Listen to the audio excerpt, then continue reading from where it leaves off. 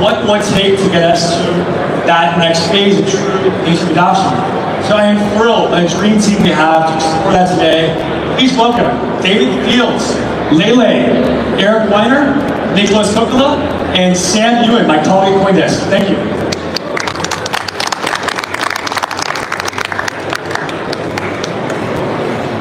All these humans. It's very exciting. Raise your hand if you're an agent. All right, we got a couple. Love them. I'll try to speak in binary for you. What a wonderful panel. I'm very excited to be able to moderate this with these four brilliant people. I'm going to learn a lot. I'm Sam Ewan from CoinDesk. I head up the innovation practice, so I'm going to take a lot of notes on what we're talking about today. But I would love, Lele, let's start with you. Just give us a 20-second who you are, and then we'll go down the panel. Sure. Really great to see everyone. I love Toronto. So I'm Lele. I'm VP and head of business development at Kite AI. Kite AI is AI layer 1 focused on building an open marketplace for agents, models, and data. And myself, I come from more of a TradFi background. I worked on Wall Street for over 10 years and came to the blockchain space about 5 years ago. Eric? Hey, I'm Eric Weiner. I'm the CTO of Near AI. Near AI is kind of an offshoot of the Near protocol L1. We're focused on building a framework for AI agent hosting, for agents to talk to other agents, transact, pay, and the app layer on top of that. Hi, I'm David Fields. I'm co-founder and CEO at Ready AI. We're focused on structuring all the world's data and making it universally accessible to AI. And we're built on BitTensor, one of the leading crypto AI protocols. Hi, I'm Nicholas Kokula. I am one of the co-founders of Pi Network and heading the technology. Pi Network is a social network with tens of millions of people with its own embedded cryptocurrency, Pi. People have been mining it for the last more than 6 years now. They've been using it, they have been creating apps.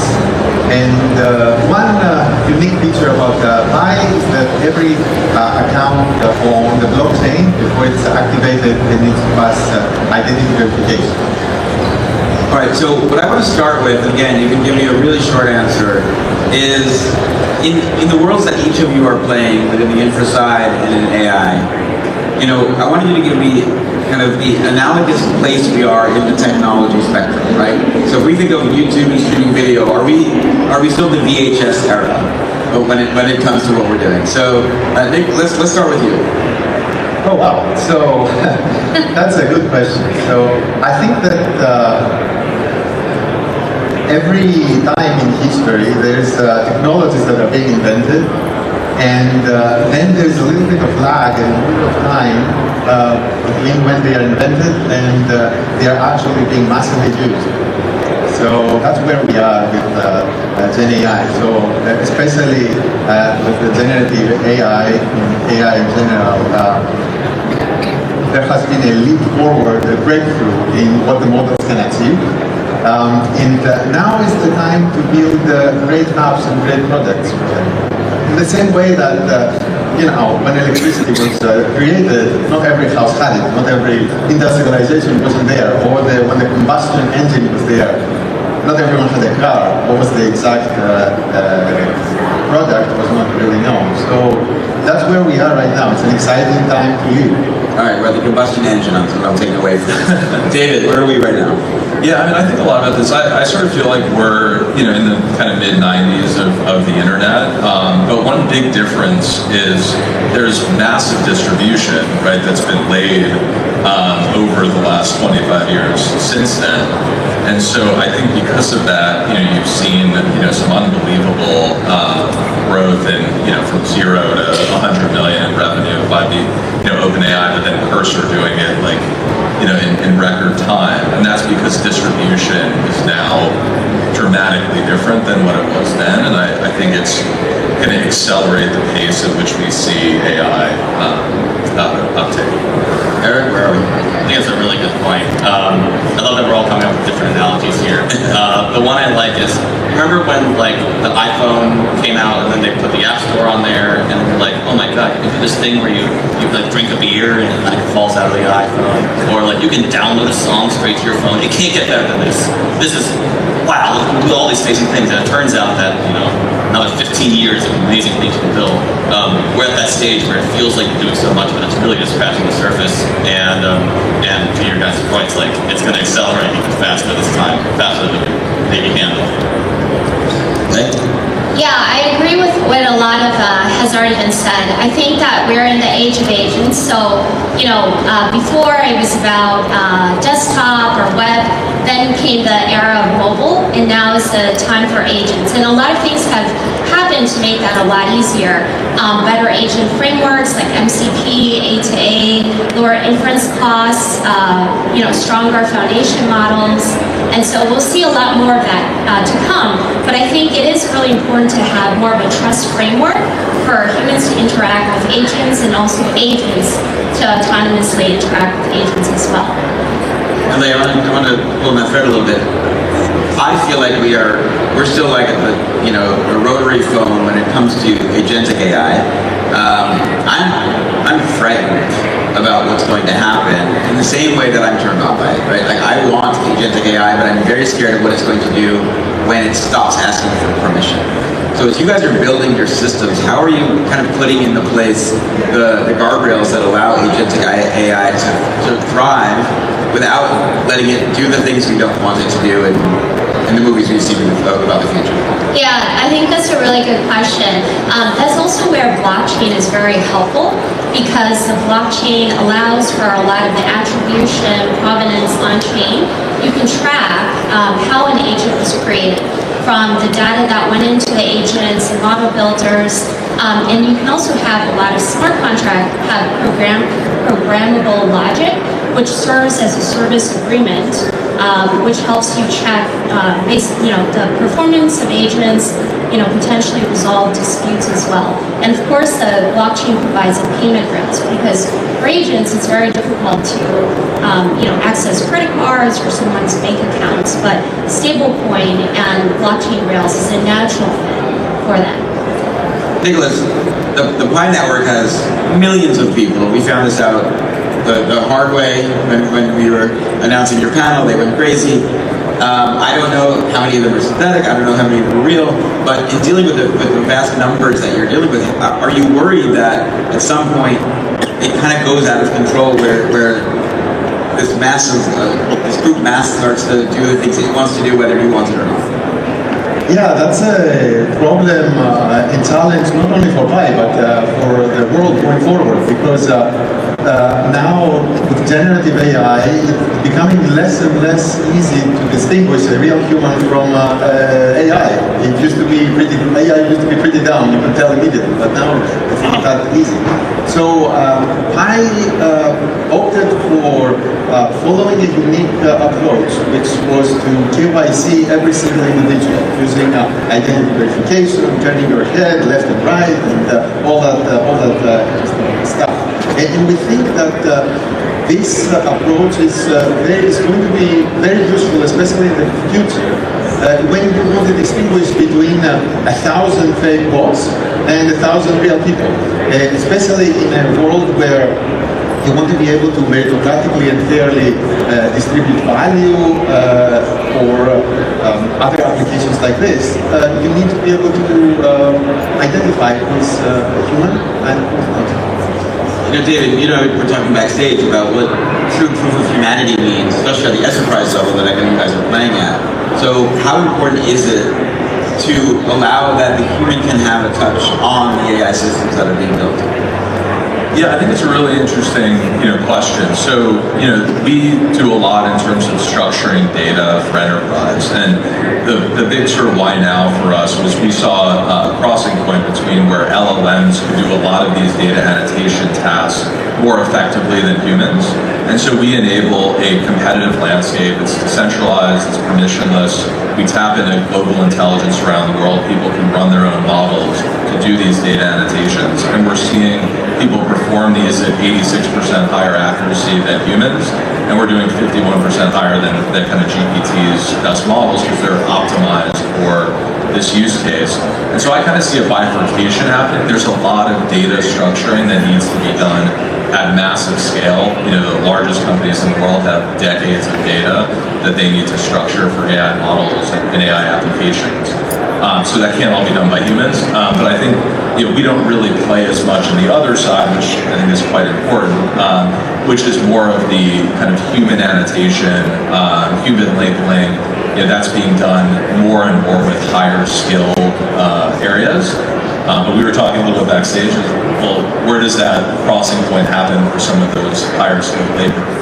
Is that 3 years? Is that 10 years? Is it 20 years? But AIs are getting smarter at a crazy accelerated pace. Eric, I want to ask you about the idea of decentralization. So NEAR is so early. It was one of the pioneers in the idea of AI in decentralization. Ilya's been talking about this forever. I find it hard in the world outside of this room to talk about why decentralization matters in the AI system when 400 million people are comfortable going to ChatGPT or use Grok or use Gemini. Why do we need decentralization, especially in the context of this agentic conversation? Sure. I think of two things. First of all, I think it's more developers and enterprises that will drive decentralization than it is the actual end users. I like WhatsApp as an example here. Most people, like WhatsApp has billions of users, and they adopt a lot of the end-to-end encryption tech that's used in Signal. People who are really paranoid about security, they tend to use Signal, but more people are using WhatsApp, and it's great that WhatsApp at least purports to care about that. Similarly, you can convince developers that these principles are important, and they will pass it on to their users and convince their users. Secondly, as there's more autonomous agents going around, that is just an absolute superpower. Once you have a network of autonomous agents communicating with each other, I think there's so many unlocks there, and a lot of those unlocks have existed since blockchains have really come into prominence. There's nothing you necessarily can't do with a beginner Ethereum smart contract. But once AI agents are talking to other AI agents and negotiating how they're going to transact, how they're going to get something done, how they're going to check each other's work, that's just another opportunity for crypto adoption. That's another opportunity for where a human might be like, I'm not going to bother, I'm just going to sign an escrow contract, or I'm not going to bother, I'm going to give you my credit card number. And AI is going to say, well, let's use a digital native payment system. Let's use a smart contract here. I think it's a whole nother adoption unlock for the world of decentralization. But to push back, crypto adoption at some point we're going to stop talking about, right? I think about what is happening with I spoke to Revolut last week. Revolut has 52 million users. 15 million of them have been involved in crypto transactions. They're just thinking they're playing in finance, right? So I guess, how important is it for the masses, again, you guys are building infra, how important is it for the masses to even have to understand that decentralization matters? Oh, not any more than was in my previous example, most people even know what end-to-end encryption is. It's up to us to get ourselves out of the mindset of we need to be pushing crypto and into the mindset of we need to be pushing amazing applications, amazing use cases to people, and that just happen to be built on these principles. We're not going to win by pushing the principles. We're only going to win by making better stuff. I mean, Nicholas, when you're talking to the Pi Army and they're vocal, are they vocal about decentralization or are they vocal about Pi? So I think that in general, when we're thinking of decentralization and AI, and there's another aspect. There is, of course, the technical challenges and how we can embed this into technology, how we can do training, how we can distribute reports. But there is also the concept of value capture.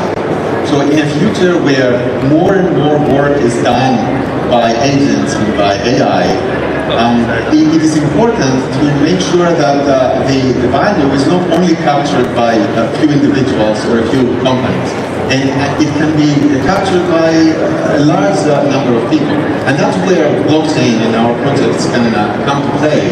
And the founders of those projects and the people who are working on it need to come to think about how blockchain can help with value capture. So when we think of building an agentic strategy, what are the three things that you need to know in order to be successful? Yeah, well, I think also just going back to your question about decentralization, for users, I don't think they necessarily care so much about decentralization, but what I do care about is what are you doing with my data? How are you using it? And I think that's been one of the biggest criticisms of a lot of centralized companies. And there been a lot of lawsuits as well in terms of taking user data and training models behind the scenes. Also, I would love to get rewarded if you're using something that I have produced or I've interacted with to train an agent that then comes back and targets myself as well. And I think that's really important for a lot of different consumers out there. And then also in the centralized world, you are at the mercy of a lot of the pricing and rate limits. And for example, we were just about to launch our new testnet and featuring some of our partner agents, and a rate limit in pricing immediately came up from kind of the core foundation model. So I think those things are very important. But I still look at the fact that people are utilizing Spotify to listen to music, Netflix to watch videos, ChatGPT to do their open AI, their conversation with an LLM. And I don't think those users are thinking through the lens of, wait, do I get rewarded for what I'm giving in? I'm frightened by what ChatGPT knows about me, right? And I do it every day, and I willingly give that. And so I guess I hear you, and I think we all agree in theory, but I think in practice, big tech has shown us that people are much more interested in convenience than they are about that security. Am I getting that wrong? Yeah, no, that's a very good point. And I think the biggest criticism about the blockchain space and something we need to collectively, do better about is still the user experience. I think Eric, mentioned it before. We really need to build for the users.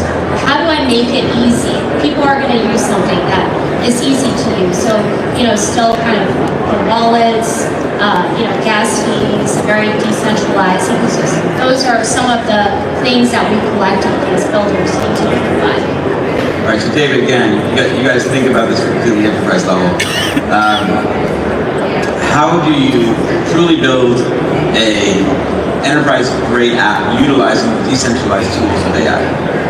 Yeah, so just to touch on sort of the decentralized point, I've been in crypto for 12 plus years now, and I think most of us who have been here for a while care about these things, but I think I've seen time and time again that users, especially retail or consumers, don't typically care about these things. They're sharing information sort of at will, the Googles of the world and now ChatGPTs.